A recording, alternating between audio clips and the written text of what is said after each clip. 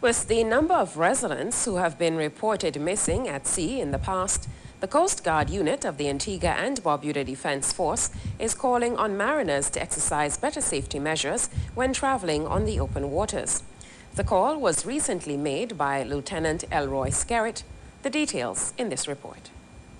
According to Lieutenant Skerritt, several steps must be taken to ensure safety at sea.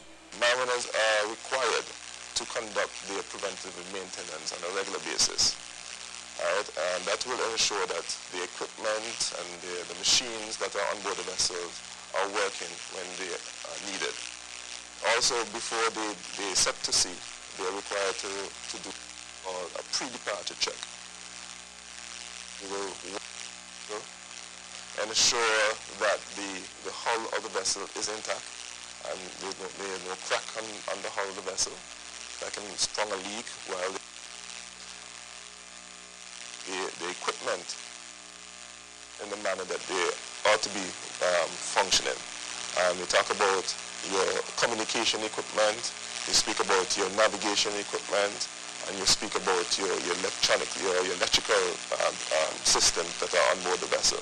You will have to ensure that these equipment are working adequately in order to protect and to ensure that the safety of the crew and the passengers deploying to sea is looked after.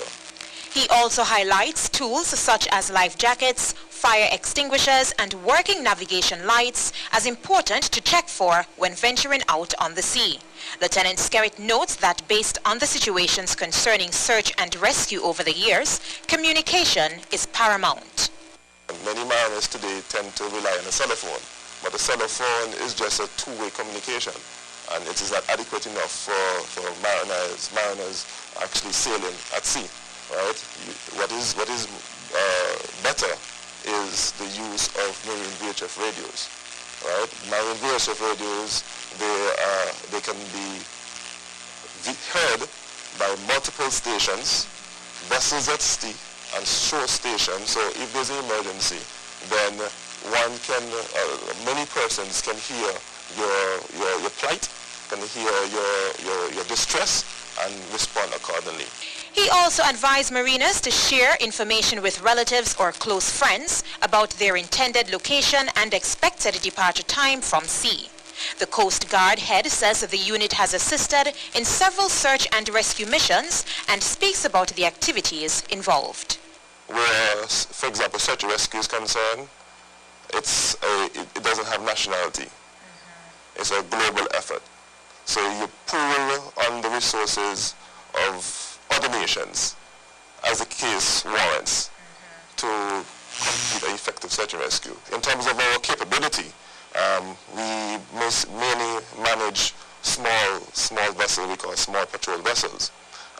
But the requirements at sea can go beyond the capability of small vessels. And so we have to have a contingency plan in place just in case we have those missions that require larger platforms. And in so doing, then we will have to pool in our resources external of the Coast Guard in order to complete those missions successfully. A 25-foot wide pleasure craft called Prosperity, carrying an Antiguan, was recently reported missing. The vessel left St. Vincent on January 13 and was last seen in Monstrasian waters. However, the seamen were later rescued on January 20. For ABS News, Tashika Lavan reporting.